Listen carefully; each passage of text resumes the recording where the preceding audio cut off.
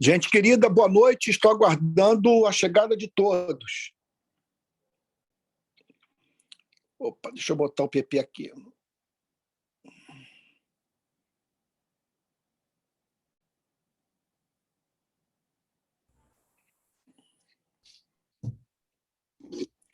PP, você pode comandar aí para mim? Tudo bem, Antônio? Claro. Ok, querido, boa noite. Boa noite. Então vamos dar mais 3 minutos aí de tolerância, 2 minutos, Tá. e a gente começa. Tá bom? Tá bom. Boa noite para todos.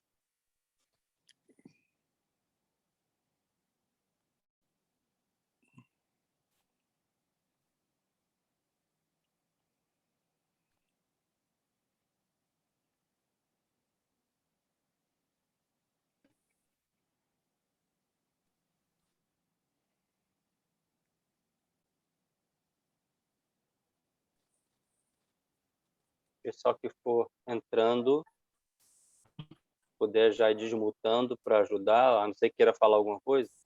Bom. Quem puder também levantar já a mão, adiantar as perguntas para a gente poder otimizar o tempo, também é bom, por favor.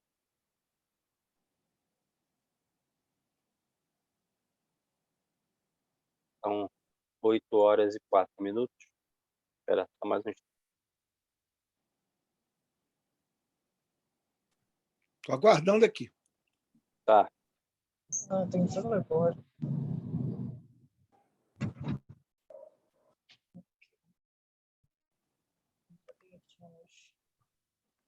Estou admitindo aqui ainda o pessoal.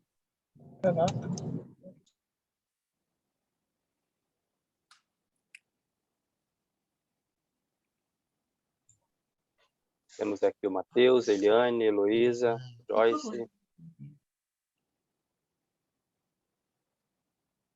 Mariana, Rita, Samuel, Marco.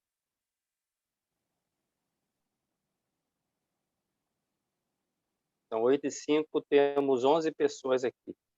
Pregando agora a Adriana.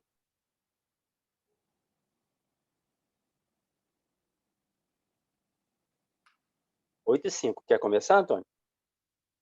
Ok, estou pronto. Então tá. Pessoal, boa noite para todos. Quem quiser já fazer perguntas,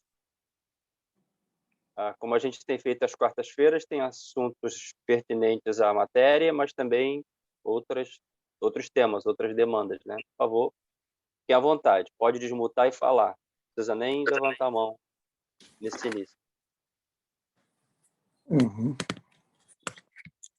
Alguma pergunta? Por favor.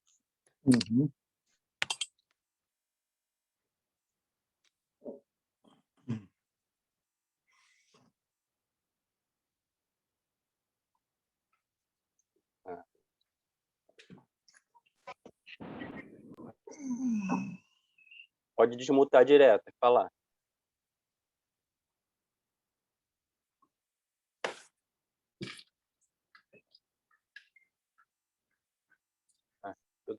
Todos estão mudos. Por enquanto, sem perguntas, Antônio. Pode falar você, então. Tá bom. Eu fico... Porque o barato é poder interagir com os irmãos, né? Tá. E eu queria que você falasse. Então, fazer uma pergunta que é do interesse de todos. Bom, falasse dessa ação policial, mais uma, Antônio, que foi infeliz. Foi o que eu falei, né? Assim, num vídeo, eu me posicionei bem, com bastante clareza, né? Me parece, né? O que eu disse é o seguinte: não se trata de você querer amarrar o braço da polícia ou desvalorizar ou banalizar o trabalho de quem, no exercício da sua profissão, corre risco de morte constantemente, e também de querer que bandido atue livremente, né? Exercendo o domínio territorial armado, né? Isso é inadmissível. Agora, a questão é o que houve de diferente em relação aos anos anteriores nessa operação, né? porque nós temos apostado nesse método há dezenas de anos, sem nenhum resultado. As pessoas continuam matando e continuam morrendo. Né? Outro ponto importante é saber que protocolos de operação, que quer dizer, se a operação respeitou os protocolos de ação, de operação policial em favela, e essa ação está inserida dentro de qual projeto de segurança pública. E, por fim, a mais importante de todas, né? Como considerar exitosa uma operação que redundou na morte de uma moradora pobre, né? Então, fica essa pergunta: qual de nós daria um filho, um parente seu, sabe, pela prisão de um bandido, sabe? Essa é uma questão central. Quem chamaria de exitosa uma operação policial que, por mais que tenha prendido bandido, resultou na morte de um parente nosso? Então, numa operação policial, alguns princípios têm que ser seguidos. São princípios elementares, que se aplicam aos mais diferentes campos da vida. Então, antes da polícia agir, ela tem que pensar em algumas coisas. Em primeiro lugar, a chance de sucesso. Em segundo lugar, o custo da operação, ele justificará o seu resultado, sabe? Outra questão também, o uso da força será um uso proporcional, sabe? Ou seja, estarão dando tiro de canhão e mosquito, né? Não estou chamando de mosquito, bandidos armados portando fuzil, não estou dizendo isso. Eu estou dizendo que o uso proporcional da força é princípio que rege até mesmo as nações em períodos de guerra, né? A atividade de um país em período de guerra, né? Então, essas são questões centrais, né, que precisam ser respondidas. E me parece que não houve. Então, na verdade, se você hoje for lá na região onde houve essas mortes, né, a venda continuará, a venda continua, e pessoas continuam também usando armas, e todos os postos deixados serão ocupados, né, como sempre foi, né? Há um contingente enorme de reservistas pronto para ocupar esse vácuo, né? Então, e aí fica também uma outra questão: por que o Estado policial se faz presente nessas comunidades, né, e não o Estado social, um Estado que garante os direitos sociais do povo brasileiro, que são prescritos pela nossa Constituição Federal, né? Então, meu Deus, na verdade, eu estou lá na ponta, eu estou vendo, nada disso muda. Nós nunca apostamos na questão de fundo, que é a implementação de políticas públicas nas comunidades, a rediscussão, o ato de rediscutir, né, a guerra às drogas, se isso faz sentido, né? O debate em torno da descriminalização, da legalização, eu acho também é alguma coisa que precisa ser feita urgentemente. A reforma da polícia, porque não tem esperança nenhuma de que esse quadro mude com a polícia funcionando do jeito que funciona no nosso país, né? Então,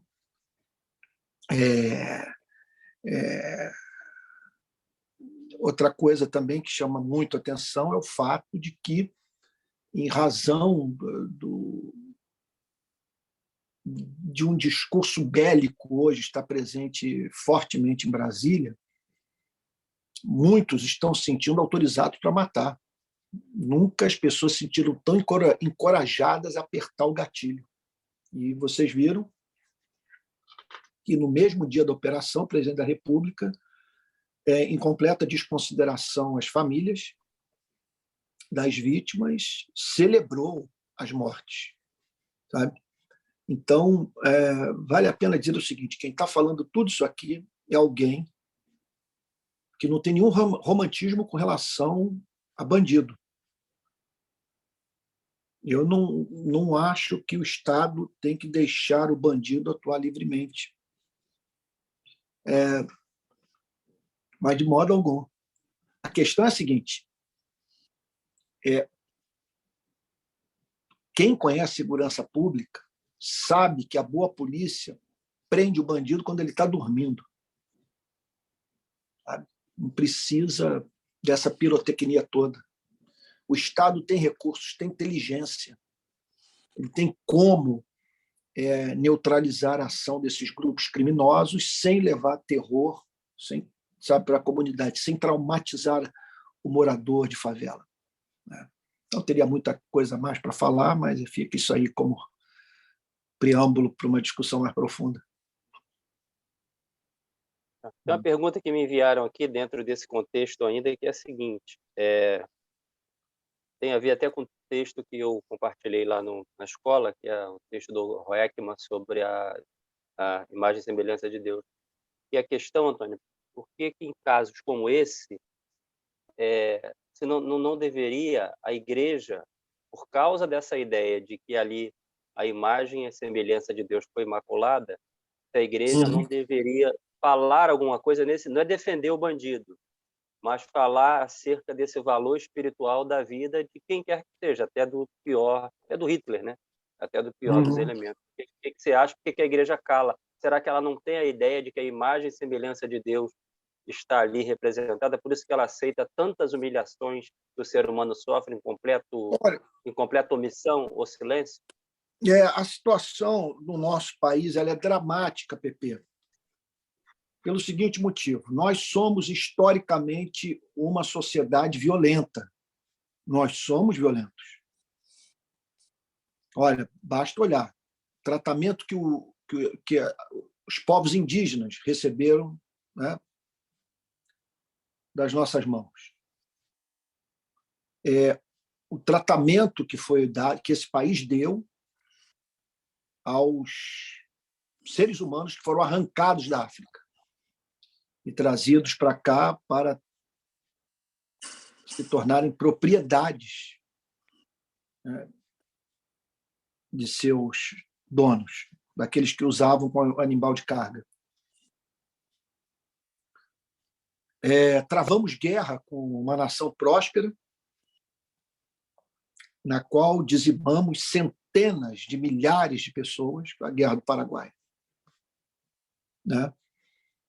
Historicamente, somos um povo muito violento. Hoje nós temos 850 mil brasileiros atrás das grades, vivendo em condições subhumanas, né, no sistema prisional. Em raríssimos momentos da nossa história, nós conseguimos viver em regimes democráticos. Passamos por ditaduras, a ditadura Vargas, a ditadura militar, sabe, extremamente violentas, com tortura, com desaparecimento de pessoas, com morte e tal. Então, e fora aquela violência que, embora não aperte o gatilho, permite que pessoas morram. Né? Então, você vê como que esse país pôde conviver com a fome no sertão do Nordeste durante tantos anos. É uma coisa muito humilhante para a nossa democracia saber que, até pouco tempo, pessoas literalmente morriam de fome, e hoje nós encontramos ainda um contingente significativo que vive abaixo da linha da pobreza. Então, veja só, Pepe, nós somos o país da cultura do capitão do mato. Esse é o Brasil.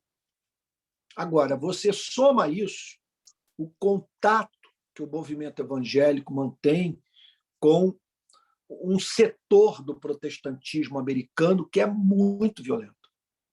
É um setor que endossa guerra, sabe? É um setor que acha que o contribuinte americano tem que investir nas Forças Armadas. sabe? Quer dizer, é um setor que não se escandaliza de ver o dinheiro do contribuinte ir para a confecção de bombas, sabe? Em detrimento de uma distribuição de renda mais justa, né? Então, é o setor do discurso lei e ordem, sabe? Você pega aí, você pode ver que isso está presente no discurso de todos os candidatos da extrema-direita americana. E a nossa igreja, a igreja brasileira, foi em grande parte contaminada por esse contato. Então, nós importamos uma teologia que justifica a barbárie, sabe? Então, e outra coisa, né? E para fugir do marxismo, nós negamos aquilo que o marxismo ele tem de especial e bíblico. As análises que os progressistas fazem desses conflitos, que, por outro lado, quando absolutizadas, não contribuem nada para alcançarmos um nível maior de justiça social, mas que não podem, entretanto, quer dizer, mas que não podem ser menosprezadas. Uma delas é sobre o papel corruptor do meio, como que a desigualdade social fomenta esse tipo de coisa, essa violência, né? Que você não pode esperar paz com milhões de pessoas vivendo num sistema, sabe, profundamente desigual, no modelo de sociedade, sabe, num modo de produção caracterizado pela exploração, né, com imensa concentração de renda, no contexto de guerra às drogas, né, guerra às drogas, essa estupidez, é uma cultura de consumo.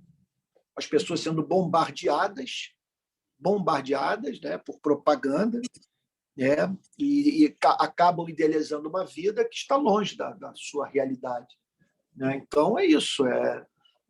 E aí você hoje vê os evangélicos aplaudindo. Basta você, para você ter uma ideia, entra nas minhas redes sociais e observe os comentários que os evangélicos fizeram ao vídeo que eu gravei ontem. Parece que apareceu aí num canal ou outro de televisão, eu não pude acompanhar. Parece que também teve uma nota nossa que teria aparecido no Jornal Nacional. Eu também não assisti o Jornal Nacional ontem, né? Mas o que eu vi Apareceu a nota. Apareceu do jornal, sim. Foi. Então, pegaram pesado com a gente. O pessoal da nossa assessoria de imprensa fez um levantamento, mas foram os ataques mais impiedosos e muito, pelo menos nas minhas redes sociais, presumo que mais do que nas do Rio de Paz, muito ataque que vem de dentro da igreja. Sabe? Então, você olhe, por exemplo, para os comentários daquele texto que eu botei ontem sobre a morte das crianças nos Estados Unidos, aquele fuzilamento, né? Então, impressionante a quantidade de gente que, a despeito de tudo, sabe, condenou eu chamar de cultura diabólica essa cultura da arma de fogo, né, que é tão presente na cultura americana. Só indo lá para você ter uma ideia do quanto esse elemento da cultura americana está arraigado no coração de milhões de americanos. Então, e que hoje está presente no nosso país. Né? Nosso país foi contaminado por isso. E aí é um país que elegeu um presidente que tinha como meta de campanha botar uma pistola na cintura de cada brasileiro. Você imagine nesse calor, com o nosso temperamento, meu Deus do céu, com os problemas que nós enfrentamos no trânsito. Cara, meu Deus, pistola para todo lado, no porta-luva do carro, na cintura, na mesa da sala. Meu Deus do céu. Olha, eu vivi uma experiência esses dias. Eu tenho um amigo que é do BOP. Ele chegou e me mostrou um vídeo de um amigo nosso em comum, policial, que subitamente se viu cercado por 2 carros, e eu acho que tinha 2 carros no vídeo, eu não me lembro bem, mas eu acho que sim. Eu contei talvez uns 6 bandidos. Esse policial, ele botou a pistola debaixo do banco do motorista, saiu do carro, só que ele saiu com um carregador na cintura. E os bandidos foram para cima dele para tocar na cintura dele. Ele foi recuando, e os bandidos indo para cima, ele recuando, até que chegou uma hora que os bandidos se esqueceram dele, entraram no carro e foram embora. Se os bandidos pegam aquele recarregador na cintura dele, se os bandidos... Olha, não tinha jeito, ele seria executado. Então, e esse policial que me mostrou o vídeo, ele o fez procurando apresentar mais um motivo para o não uso, até mesmo por parte de um policial, de arma de fogo na rua. Não funciona. Não funciona porque o bandido sempre conta com elemento surpresa.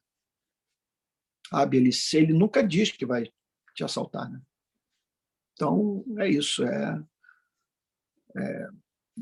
Enquanto nós não nos arrependermos do nosso passado, da nossa história como nação, enquanto não compreendermos que nós fomos contaminados por um irmão do norte que tem patologias graves, sabe, um vírus letal, sabe, altamente contagioso, enquanto nós não atentarmos para esses fatos, nós vamos continuar a ser uma igreja que, num episódio como esse que houve na Vila Cruzeiro ontem, apenas ecoa o que milhões de não cristãos estão dizendo.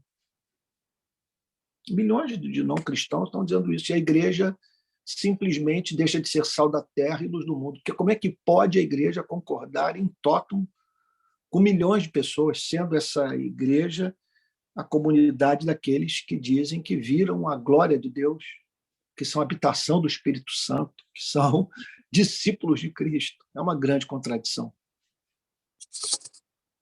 Ok. Obrigado, Antônio. Mateus, pode desmutar e fazer a sua pergunta, por favor. Veja, a nossa conversa hoje não precisa ser sobre isso exclusivamente, não. Eu estou aqui para caminhar para qualquer direção que os irmãos propuserem. O que os irmãos propuserem está bom para mim. Boa noite, irmãos. Graça e paz com todos. A minha dúvida, Antônio, é quanto a Marcos, capítulo 13, versículo 32, a Bíblia vai dizer assim, quanto ao dia e a hora ninguém sabe, nem os anjos do céu, nem o Filho, senão somente o Pai. Fiquem atentos, vigiem, vocês não sabem quando virá esse tempo. E aí fala, é como um homem que sai de viagem. Ele deixa sua casa, encarrega de tarefas cada um dos seus servos e ordena que ao porteiro que vigie. Portanto, vigiem, vocês não sabem quando o dono da casa voltará. Isso. Nessa passagem, pelo que eu entendi, Cristo está falando de quando Deus virá a restaurar todas as coisas. E Sim, a minha dúvida é quando Cristo fala que ninguém sabe, nem os anjos no céu, nem o Filho. Nessa parte, nem o Filho. A razão de Cristo não saber seria em razão daquilo que fala em Filipenses, quanto a Cristo ter se esvaziado de si mesmo. Por exemplo, Cristo era 100% Deus, 100% homem. Mas a razão de Cristo não saber seria em razão desse esvaziamento. Por exemplo, Cristo, Jesus era onipresente, porém, quando encarnado, ele não estava em todos os lugares ao mesmo tempo. Seria em razão desse esvaziamento ou de realmente, na Trindade, só o próprio Pai sabe o momento em que ele irá restaurar todas as coisas? Isso. Olha, há coisas que o Pai revelou, há coisas que podemos conhecer, de certa forma, sem que o Pai especialmente as revele a nós. Os céus proclamam a glória de Deus, o firmamento anuncia as obras das suas mãos. Pronto, isso é para todos, já está revelado. Você não precisa de uma revelação especial. Está aí, isso é a revelação natural, todos os seres humanos têm acesso a ela. Agora, há aquilo que poderíamos chamar de verdades que só podemos conhecer na exata proporção em que Deus as revela a nós. Sabe? Da mesma maneira que aqui vocês estão lidando comigo, né? E há uma série de fatos sobre a minha vida que nenhum dos irmãos jamais saberá se eu não os revelar aos irmãos. Então, tem muita coisa que vocês podem, ao olhar para mim, sabe, poder dizer sem que eu as revele, né? Então, é isso, né? Que meus cabelos brancos revelam que eu já não estou mais na casa dos 20, dos 30, nem dos 40, né? Então, isso. Agora, tem fatos da minha infância que não há como vocês saberem sem que eu os revele. Então, a mesma coisa se dá na nossa relação com Deus. Há verdades que estão na mente de Deus e que ele só as revela a quem ele quiser. Quando também tensionar revelá-las. Então, as verdades referentes ao fim do mundo ou ao fim dos tempos, quer dizer, essas verdades fazem parte desse conjunto de verdades que só podemos conhecer se o Pai as revelar. Né? E aí, então, o Senhor Jesus fala de algo referente ao plano da salvação que o Pai resolveu guardar para si até a chegada do dia da plena manifestação do seu decreto.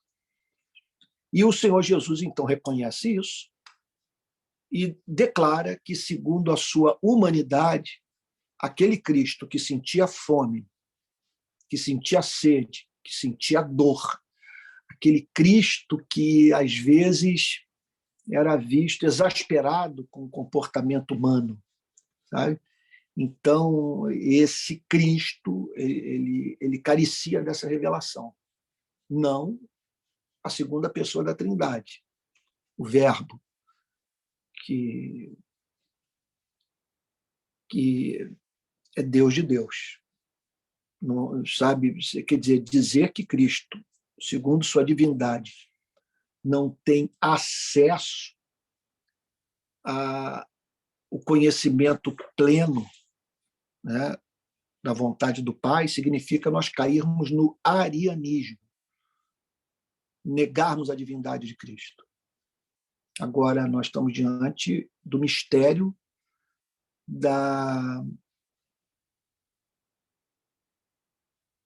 do Deus homem, da união das duas naturezas. Então, tem horas que nós encontramos que nós vemos Cristo se comportando como Deus e horas que nós o vemos se comportando como homem, sabe? E nós estamos diante de um mistério, sabe? E Jesus está dizendo ali que, segundo a sua humanidade, ele não tinha acesso àquela informação. É um mistério. Está na Bíblia. Eu não entendo.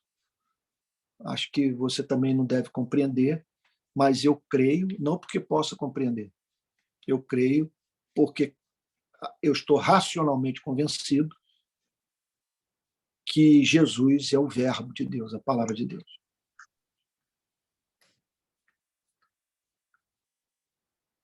Mateus? Certo, entendido. Era essa a conclusão, mais ou menos, que eu também sempre pensei quando li essa passagem. Isso mesmo. Que bom que você tem interesse pela verdade. Obrigado, Mateus. Pergunta da Daniele.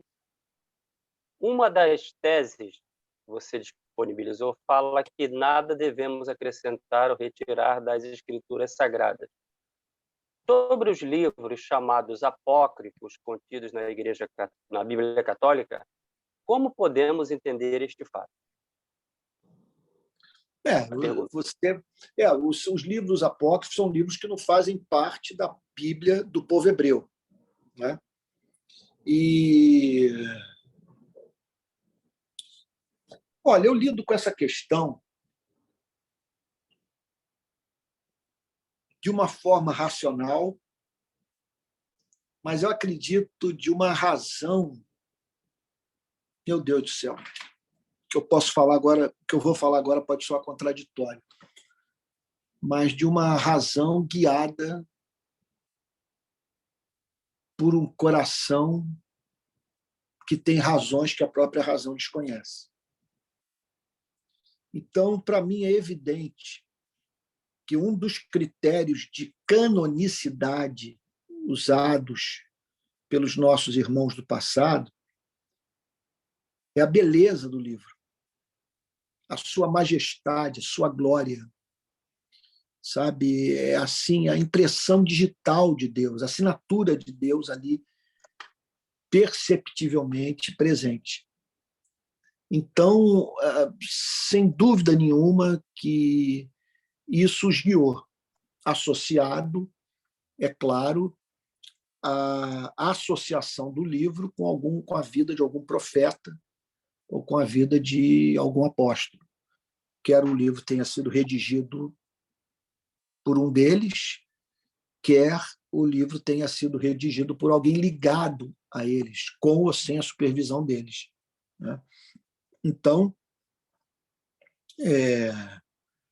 esses livros tiveram muita circulação, né, nas sinagogas e depois nas igrejas, e devido à sua excelência, o seu poder de transformar vidas, a sua harmonia com os demais textos das Sagradas Escrituras, né, fez com que a igreja identificasse, no caso da igreja após a vinda de Jesus Cristo, no caso desses 27 livros, né, a inspiração divina. Então, claro, o coração também vai pedir uma outra coisa, né? Que Deus cuide do seu povo, que Deus não abandone o seu povo. Sabe que, meu Deus, são milhões de pessoas que amaram, que amam esse Deus, e acredito que no seu cuidado paternal ele preservou os livros, né, inspirados que nós precisávamos para a nossa redenção, para a nossa edificação, né? É aquilo, né, que alguém já disse, a Bíblia é uma coleção falível de livros infalíveis. Talvez tenha livro inspirado que tenha se perdido, né? Agora, o que nós sabemos é que os inspirados que aprove a Deus preservar para a nossa edificação estão nas Escrituras do Novo Testamento, né? Neles nós vemos uma majestade, um poder. É uma coisa impressionante isso. Eu provei agora na morte da minha mãe, né? Eu sofri demais esse ano com a morte dela, continuo sofrendo. Eu evito até pensar no assunto, né? E aí, então, eu, naquele momento de dor, precisando ouvir a voz de Deus, receber a consolação do Espírito, né?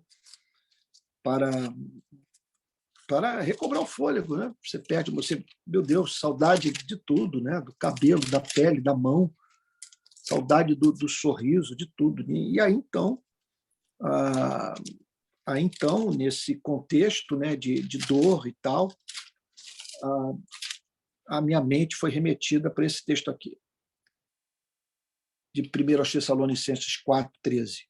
Irmãos, não queremos que vocês ignorem a verdade a respeito dos que dormem, para que não fiquem tristes como os demais que não têm esperança.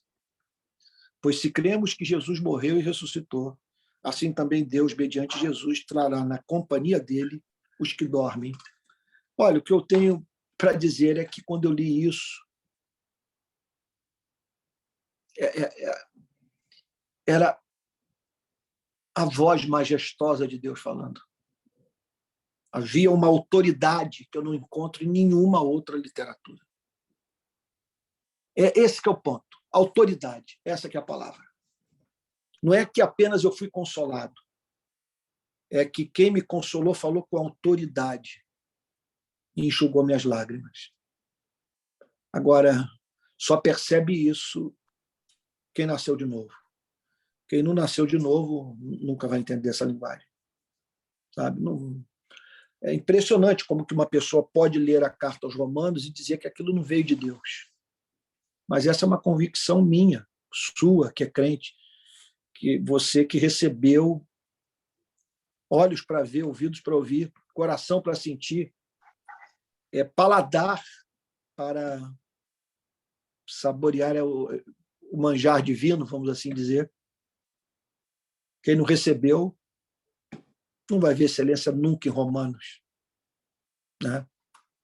Eu não sei como que uma pessoa, ao ler o Sermão da Montanha, ao ler a parábola do bom samaritano ou do fariseu e do publicano, eu não sei como uma pessoa, ao ler o encontro de Jesus com a mulher adúltera, meu Deus, Atos dos Apóstolos, Romanos 2, Romanos 5, Romanos 7, Romanos 8, Romanos 12, meu Deus, Gálatas, Efésios inteiro. Como é que uma pessoa lê isso e não vê a glória de Deus? Eu nunca vou entender. Eu nunca vou entender. Mas é aquilo, né? Não depende de quem quer nem de quem corre, mas de Deus usar sua misericórdia.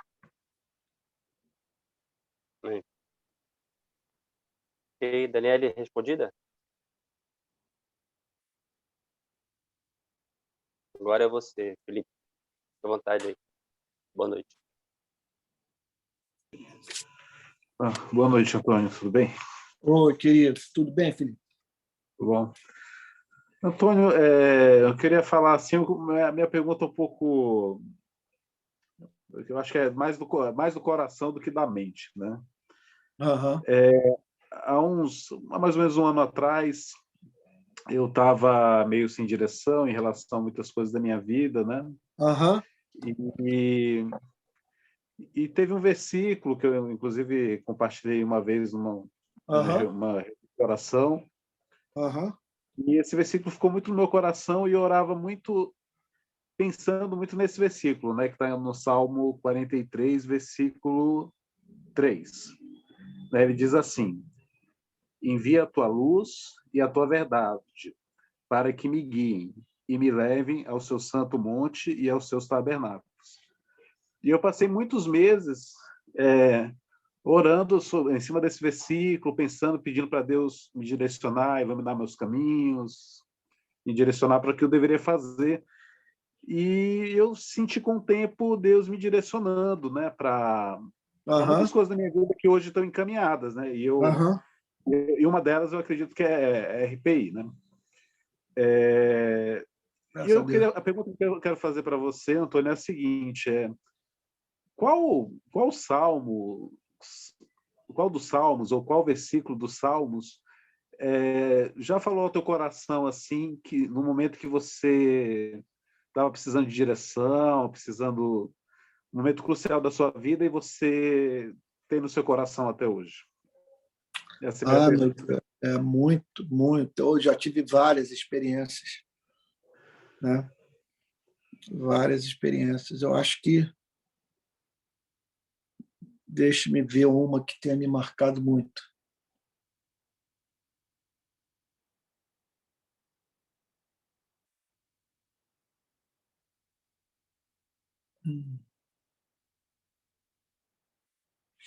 Num período de muita indefinição da minha vida, a promessa, né, de que ao homem que teme ao Senhor, ele o instruirá no caminho que deve escolher. Isso comunica uma consolação que não é desse mundo, porque quantas vezes nós temos que tomar decisões sem 100% de segurança. Você é forçado a decidir. E muitas vezes uma decisão que faz com que você nasça para uma coisa, mas morra para outra. Sabe? E aí você faz uma escolha que representa você simplesmente abrir mão para sempre de algo que lhe é caro. Não há nada mais consolador do que saber que Deus, como um pai, nos pega pelas mãos, sabe? E cumpre a promessa, né? Que ao homem que teme o Senhor, ele o instruirá no caminho que deve escolher. Ao que me concerne, o Senhor levará a bom termo, sabe? Também, assim, outra coisa que me impressiona muito nos Salmos é que grande parte deles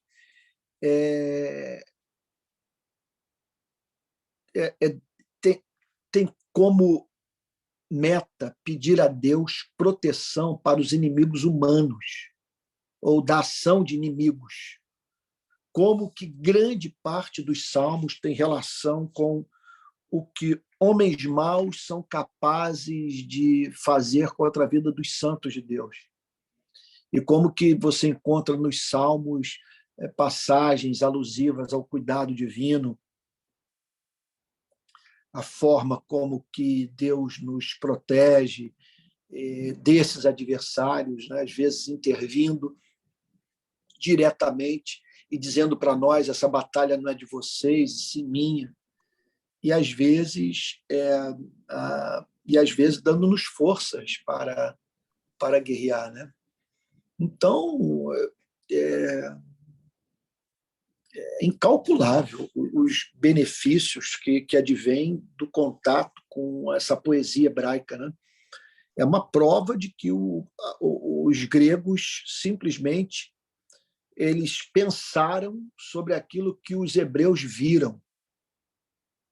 Então, por isso, você não tem os salmos na literatura grega. Você só vai encontrar em Israel, porque o povo hebreu viu a glória de Deus. Não é que o povo hebreu pensou bem sobre Deus. O povo hebreu pensou bem sobre Deus porque Deus se revelou ao povo hebreu.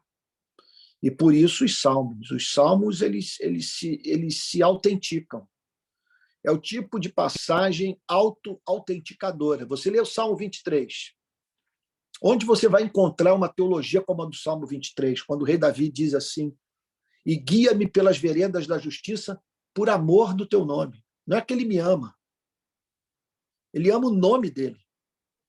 Então ele faz certas coisas por mim porque ele não pode negar-se a si mesmo, porque ele tem um compromisso com o nome dele.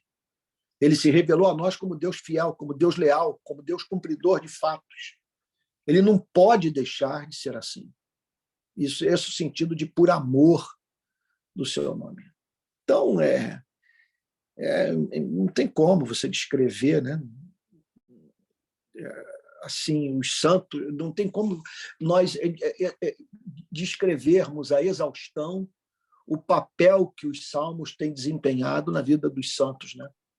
Tanto do ponto de vista do seu poder para despertar o coração para o louvor, para a adoração, para as ações de graças, quanto o seu poder de trazer consolação em momentos de grande sofrimento na vida dos filhos e filhas de Deus, né?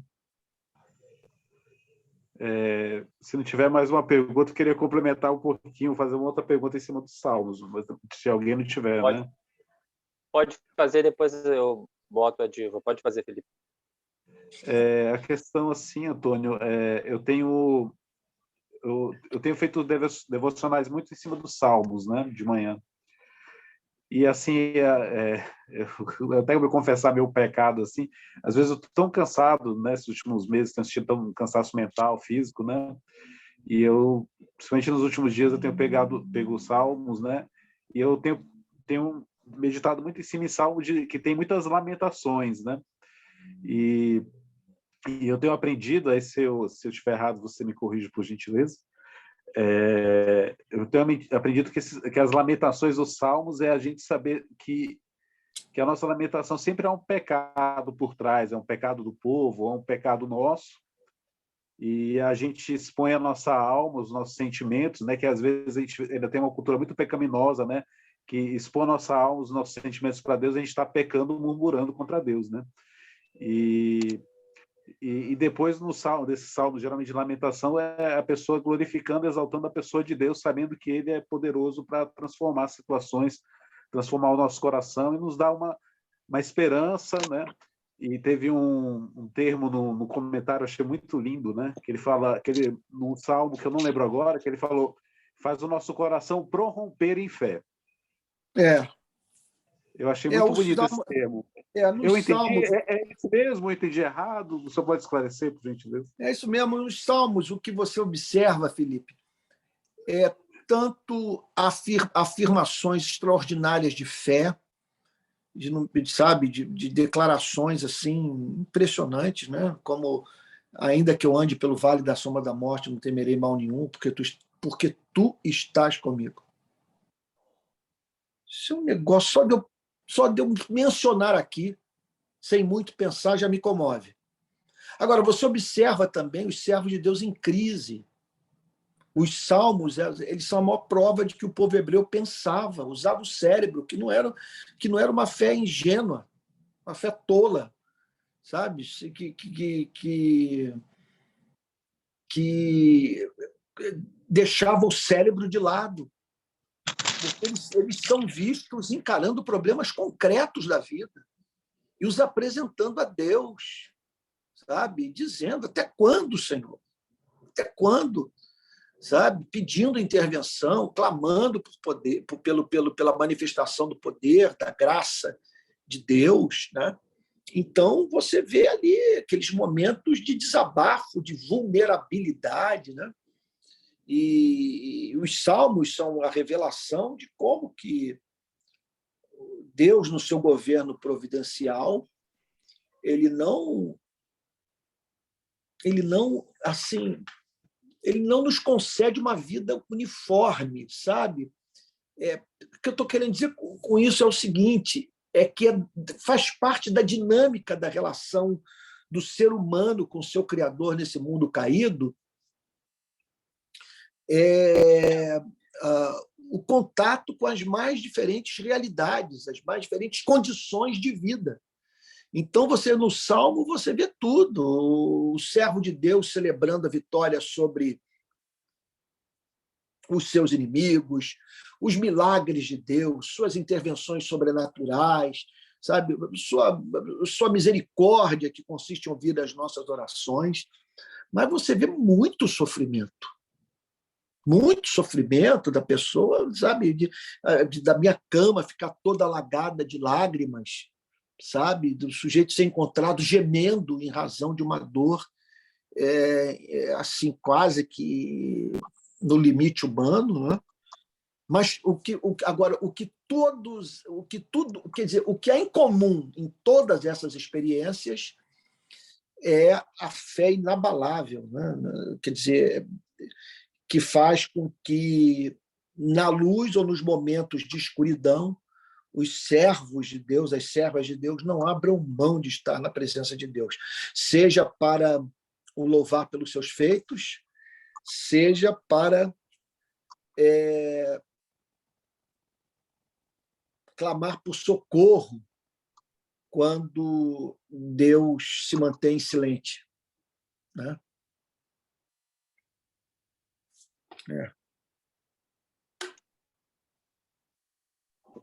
Obrigado, Valeu, Felipe. Antônio. Obrigado, Antônio.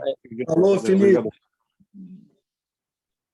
Diva, fique à vontade. Pode desmutar aí e fazer a pergunta, por favor.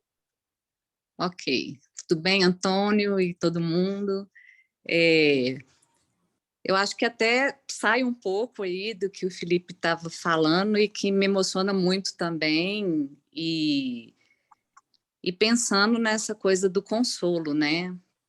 Porque hoje, daqui 3 dias, também relembro, faz meses, né, que minha mãe faleceu também. E aí a gente se questiona, faz um tanto de coisas, e essa falta é uma falta muito, muito forte. Mas a minha pergunta foi em uma das aulas que fala, não sei se o nome é esse mesmo, mas fala sobre a palavra de Deus, o que está na Bíblia, palavra e doutrina. E eu fiquei, né, pergunta de crente velho que nem deveria existir, mas eu fiquei pensando assim, para mim, eu sempre entendi e nunca aprofundei nisso, que a palavra de Deus é a palavra. E a doutrina é aquilo que a igreja, seja a denominação que for, constrói em torno, né, à luz da palavra, para a sua regência e etc. E eu acho que você falou sobre isso, mas falou que acho que a doutrina é palavra. Uhum. Aí eu estava querendo entender um pouco sobre isso. Eu sei que o contexto era como se aqueles que desconsideram doutrina e falam contra, etc., mas não é essa a minha dúvida. A dúvida é palavra de Deus, Uhum. Bíblia e doutrina. Isso. A Bíblia é para o teólogo o que a natureza é para o cientista. Então, o bom cientista, é claro, que ele atua a partir de algumas deduções, de alguns pressupostos básicos. Ele crê, por exemplo, no uso das suas faculdades racionais. Ele crê na fidedignidade dos seus sentidos, embora não os absolutize, embora saiba, tenha consciência da sua limitação. Sabe? Agora, o trabalho é indutivo. Primeiro ele amealha informações, dados, e depois ele cria uma teoria e submete essa teoria, sabe, ao teste da verdade, né? Então, o teólogo faz a mesma coisa. O teólogo se aproxima das Sagradas Escrituras, não com um sistema na sua cabeça que o faz tornar a Bíblia ajustável a esse sistema de pensamento. Não, ele vai para as Sagradas Escrituras a fim de deixar as Sagradas Escrituras falarem com ele, a fim dele encontrar o dado, né? Quer dizer, a verdade nas Sagradas Escrituras e das Sagradas Escrituras extrair essa verdade. E depois submeter essa verdade ao teste, ao próprio teste da palavra, né? Então, nesse sentido, é impossível ler as Sagradas Escrituras sem elaborar conceitos doutrinários. Até você dizer que não se deve ler a Bíblia a fim de encontrar doutrina, que a doutrina não importa, isso é uma doutrina. Não tem como você pensar de uma forma que não seja doutrinária. Então, quer dizer, hoje nós falamos sobre coisas que nós temos como líquidas e certas, que são doutrina pura, e elaboradas pela igreja, ou coisas elaboradas pela igreja, né? Doutrinas elaboradas pela igreja, e entre as quais algumas que você não encontra nem menção do vocábulo usado pelos teólogos nas Sagradas Escrituras. Vai procurar na Bíblia a palavra trindade. Você não vai encontrar em nenhum lugar a palavra trindade. Mas, a partir dessa análise indutiva, os teólogos chegaram à conclusão, e me parece que acertadamente, tanto é que, tanto do lado católico quanto do lado protestante, a fé é a mesma, né? No Deus Pai, no Deus Filho e no Deus Espírito Santo. Então, veja, meu Deus, a sua pergunta é muito boa, Diva, mas é muito boa. Ela dá margem para uma ampla discussão e é uma pergunta que tem íntima relação com tudo que eu estou tratando nessa parte inicial do curso, né? Que você está falando sobre a doutrina da revelação. Então, meu Deus, é tudo muito dialético, porque, por um lado, eu não consigo ler a Bíblia, eu sou forçado a isso. Eu lido com a Bíblia da mesma forma que eu lido com a natureza. Eu vejo alguns fatos da vida e sou levado a formular teorias referentes à vida. Então, eu observo, por exemplo, as coisas despencando do céu, descendo morro abaixo e tal. E aí, então, eu passo a conjecturar, a pensar em termos de lei da gravidade. E ajusto minha vida a uma teoria que eu fui forçado a elaborar, uma lei natural que eu fui forçado a admitir em razão do acúmulo de evidência. Então, veja, eu vou para as Sagradas Escrituras e é claro que eu me deparo com a depravação total, ou com a incapacidade total do ser humano de sozinho se voltar para Deus. Eu vou para as Sagradas Escrituras e tenho sobejas evidências de que sem Jesus Cristo eu não entro no reino dos céus. Sem Jesus Cristo eu não sou admitido à presença de Deus. Então, outra coisa, que em razão dessa minha incapacidade total, eu preciso ser regenerado para crer, eu tenho que receber uma nova natureza para crer. Então, há um volume de doutrinas assim amplamente estabelecidas, que você observa nas mais diferentes tradições teológicas a presença dessas doutrinas, porque elas são evidentes demais. É como, repito, é como a lei da gravidade. Sabe? É como outras leis naturais mais, sobre as quais não se discute, embora em todas elas haja presença de mistérios. Agora, isto não significa nós elaborarmos um sistema teológico que não esteja aberto na sua totalidade, quer dizer, em todos os seus aspectos, para revisões, para aprofundamentos, para ampliações, para acréscimos.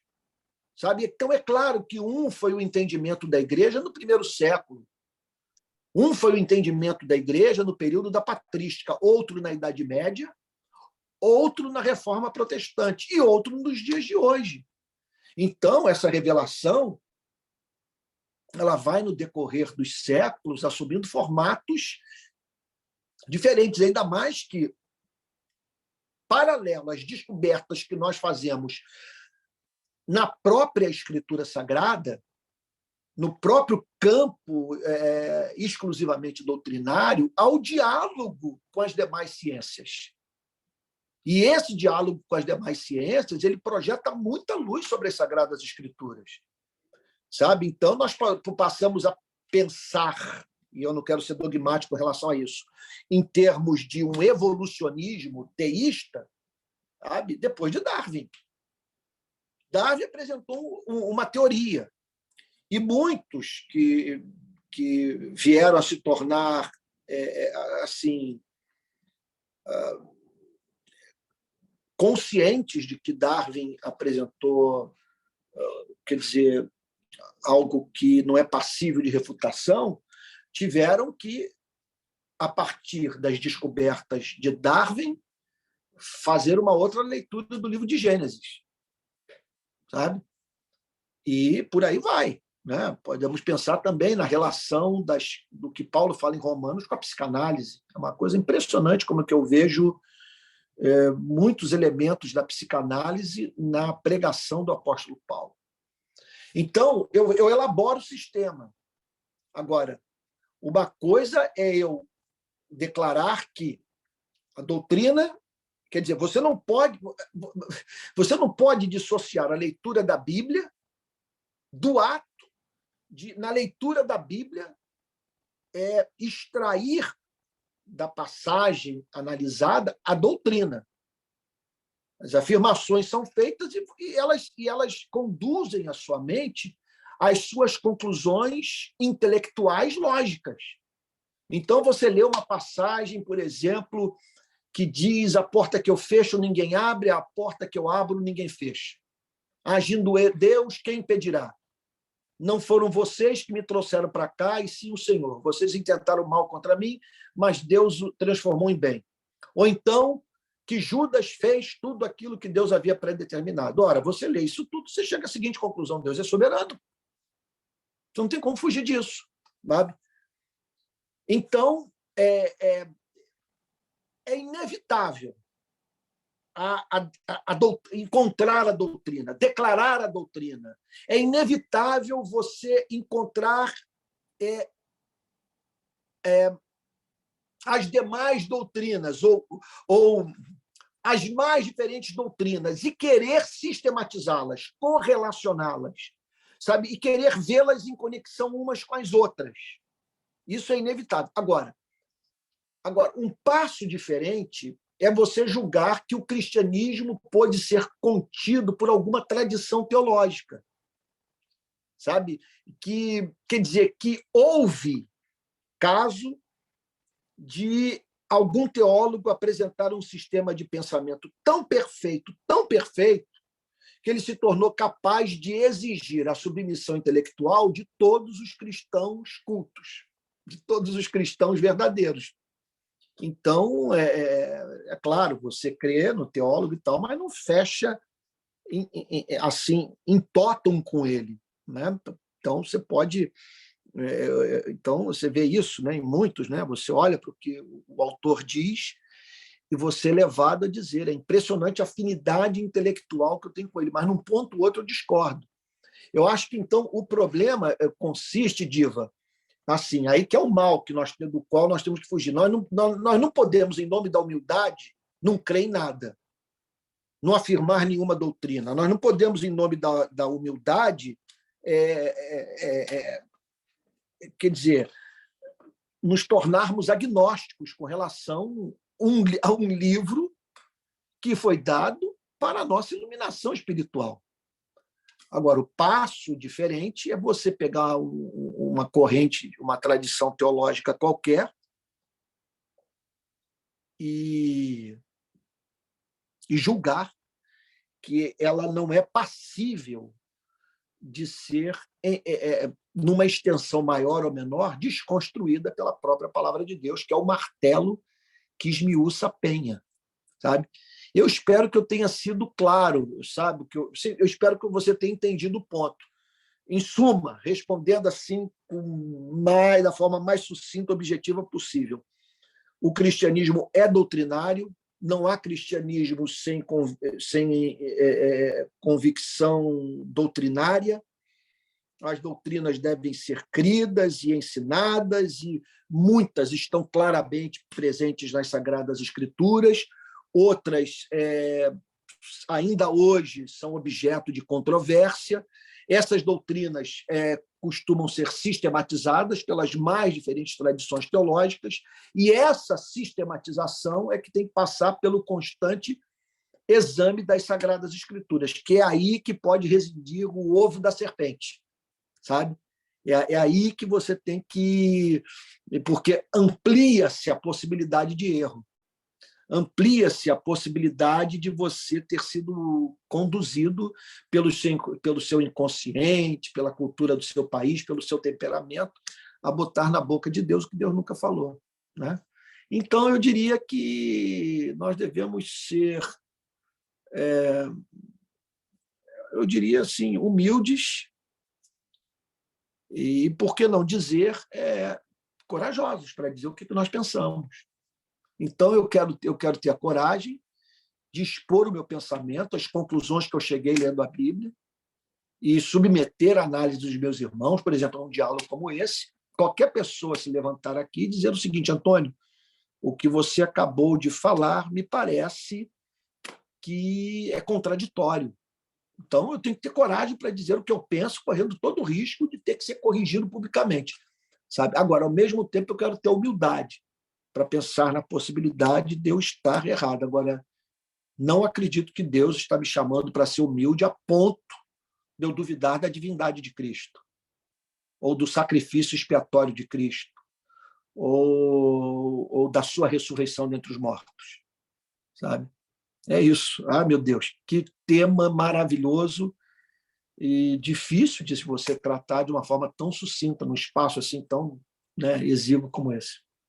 Não, mas ótima sua explanação. E eu achando assim, eu faço essa pergunta ou não? Achando assim que seria alguma coisa óbvia e eu que não tinha mesmo feito relação. Mas essa que você faz, inclusive com a ciência e com as coisas que são testadas, porque elas têm que ter evidência, passa por avaliação dos pares, né? Aí isso já me ajudou bastante, mas a Isso gente mesmo. volta a conversar mais. Obrigada. É isso mesmo. Se a gente olha, se eu digo alguma coisa que jamais alguém disse na história do cristianismo, das duas, uma, eu sou um gênio, estou fazendo o cristianismo crescer, né, em entendimento, ou então eu falei bobagem, né? Então, daí a importância dessa coisa ser construída na igreja, não no isolamento, né? Okay. E em diálogo com as mais diferentes tradições e com o passado, né? É isso. Ok. PP. Obrigado, Gil. Antônio, só para lembrar, né, tem um exemplo histórico, né, que a teoria heliocêntrica, né, que a igreja defendia que a Terra era o centro do universo e foi humilde para aceitar o que Copérnico ensinou, né? Então, E o pior de tudo, né, que a igreja defendendo o que a própria Bíblia nunca ensinou, né? A Bíblia não é um texto bíblico que diga que o planeta Terra é o centro do universo. Mas defendia e teve que ter humildade. E essa você citou um exemplo aí que a gente acredita na inspiração da escritura, né? Mas não na interpretação inspirada, né? Então, é diferente de um texto inspirado, que toda interpretação inspirada, essa a gente não defende. A palavra inspirada, ela só serve para o registro da revelação. Ela, tecnicamente falando, você dizia, aquele pastor pregou de modo inspirado hoje. Tecnicamente, é claro que você pode usar, mas tecnicamente falando, em termos teológicos, é uma heresia você dizer isso, porque inspirado é só o cânon, só os livros do Antigo e do Novo Testamento. Só um comentário rapidinho, porque aí me fez lembrar a questão. A Terra é plana. Uhum. Então, tá. Então, como se diz, me prova então, quais são as teses, né, que... Mas é só porque trouxe à mente. Tá bom, Diva. Obrigado. Ótima participação. Tem uma pergunta aqui, Antônio, é a seguinte. Após a sua fala, domingo, aquele esclarecimento que você deu da visão da RPI, tem uma pergunta aqui que é a seguinte. Após a exposição que ele fez sobre a visão da RPI, a pergunta é, mesmo sendo presbiteriano, você aceitaria mulheres na liderança? Sim, óbvio. Eu já disse isso aqui, que o meu ponto de vista sobre o tema é o mesmo esposado por John Stott no seu comentário sobre 1ª, 2ª Timóteo e Tito, que as mulheres devem ter espaço na igreja para ministrar, agora, desde que elas façam parte de um colegiado. Então, me parece que se elas estiverem trabalhando sob mútua autoridade, né, com presença masculina, elas deverão usar os seus dons com alegria, com liberdade, e a igreja acolher a contribuição dessas irmãs preciosas. Seria um desperdício você pegar 50% da membresia e dizer que 50% da membresia não tem nada a falar, a acrescentar para a vida da igreja como um todo. Isso aí é um retrocesso brutal. O sapientíssimo Deus não orientaria a igreja a tomar uma decisão como essa, que, inclusive, vai de encontro, se choca com o que a própria Bíblia nos ensina, né? A história testifica, né? De mulheres que Deus usou de uma forma extraordinária. Então, eu me lembro que quando eu preguei sobre a adoração de Maria, irmã de Lázaro e de Marta, e que Jesus diz, onde o evangelho for pregado, que ela fez, essa adoração será contada para a memória sua. Jesus ficou tocado com aquela adoração. Ora, eu vejo uma pessoa demonstrando o amor por Cristo. E o próprio Cristo declarando que o amor que ele recebeu por parte daquela pessoa foi tão especial, a ponto dele assumir o compromisso de honrá-la até a sua segunda vinda, sinceramente, eu quero sentar para ouvir essa mulher para ela me contar o que ela sentiu. sabe? Eu quero ouvi-la. Sabe? Eu quero o Cântico de Maria, por exemplo. Você olha para o Cântico de Maria, é um negócio tão extraordinário. Eu quero sentar com ela, eu quero, por favor, me fale sobre essa teologia. Priscila e Áquila, por exemplo, quero saber como é que foi, né, a experiência de Priscila no primeiro século, né, com o Espírito Santo operando daquela forma tão extraordinária, né? E poderia multiplicar os exemplos, né, Ruth, Noemi e tal. Né? Ok. Obrigado, Antônio. Estamos sem perguntas aqui, são 9h12. 9h12. Não tem nenhuma pergunta a mais. Tá Nem bom. mão levantada. Tá bom? Tá bom.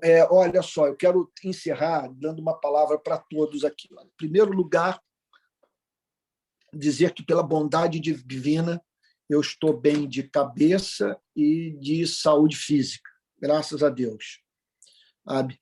Agora, tenho me sentido cansado e a cabeça, eu não sinto a cabeça funcionando como já funcionou em outras ocasiões. Eu acho que é em razão dos anos sem férias, de todas as tribulações que eu passei, das noites mal dormidas. Eu não tenho dormido bem nos últimos meses.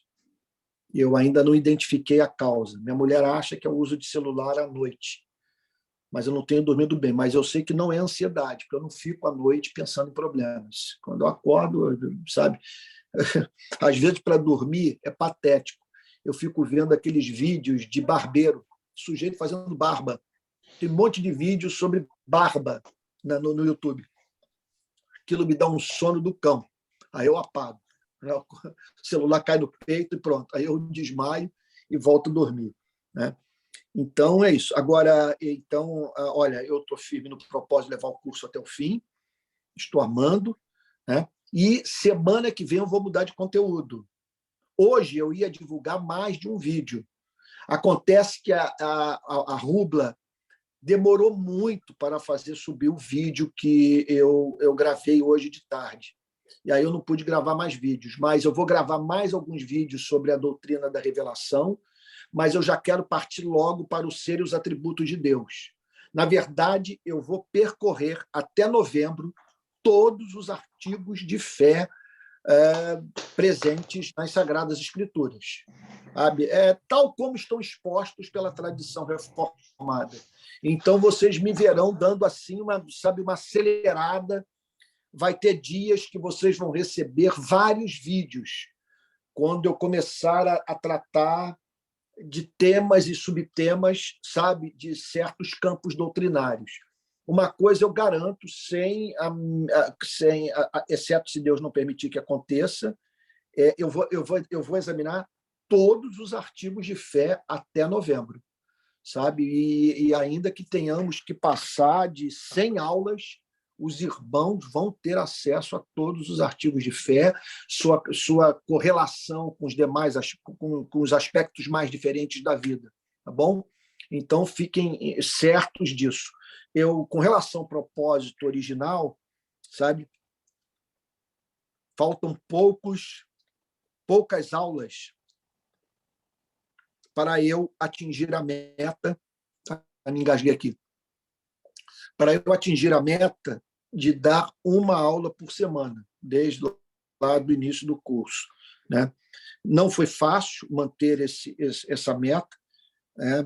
Porque o ano de 2022, até aqui, tem sido um ano excepcionalmente complexo para mim, sabe, de muitas batalhas impressionantes, sabe? Mas eu estou certo, pela infinita bondade de Deus, que eu vou conseguir dar toda a teologia sistemática e estabelecer suas conexões com a missão da igreja no mundo e com os mais diferentes aspectos da nossa vida. Então, aguardem, tá bom? É isso, e muito obrigado por todas as manifestações de amor que eu recebi na semana passada. Realmente eu estava muito cansado, eu precisava dar um tempo, aí subi, passei uns 2 dias na serra, voltei, mas ainda sentindo que eu preciso de descanso, mas pelo menos não naquele estado que eu me encontrava na semana passada. tá bom? Então é isso, continuo postando muita coisa nas redes sociais, sabe? E muita bênção aí a caminho, né, de portas que Deus está abrindo para entrevistas e me possibilitando dar um amplo testemunho na sociedade brasileira, né? Isso está sendo muito legal, tá bom? E vocês andar com um grupo tão sedento pela palavra é a melhor parte da vida. E eu venho toda quarta-feira para cá com muita alegria no coração, gravo as aulas com gratidão a Deus pelo privilégio de poder fazê-lo, tá bom? É isso, queridos. Fiquem com Jesus, tá bom? Vou tomar agora uma Antônio, tem uma sopinha. palavra, tem uma Pois palavra não? da diva aqui para você. Antônio, Aham. tire férias. Pois é, Diva, eu estou pensando Viu? nisso. Precisamos de você, só que inteiro. Mas É, tire férias, porque depois Obrigado, vem Diva. tudo de uma vez e a perspectiva dos meses futuros não é de calmaria, Também tem isso. Eu sei o que você está falando. né? Não Então, vai acho ser que é fácil. importante você dar um tempo já. É por isso que eu estou pensando, Diva, assim, em acelerar algumas aulas, porque eu não sei o que vai acontecer com o país, né? E com o meu ministério, quando nós chegarmos no segundo semestre, na fase ali da disputa, né? Aí dentro desse contexto de polarização, né? Que se fala tanto. É isso, mas Deus proverá, né? E obrigado pela preocupação, muito obrigado mesmo, tá? Fiquem com Jesus. Olha, essa aula vai ser gravada. Vocês viram que eu subi uma aula hoje. Vou subir mais aulas nos próximos dias. Vocês vão receber um volume bem maior de aulas, se Deus assim permitir. E esse bate-papo de hoje vai ser gravado, já foi gravado e tal, vai ser salvo. E eu vou fazê-lo subir em breve para a plataforma, tá bom? Gente, fiquem com Jesus. Uma boa noite. Tá bom? Obrigado pela Boa noite, companhia pessoal. maravilhosa. Boa noite.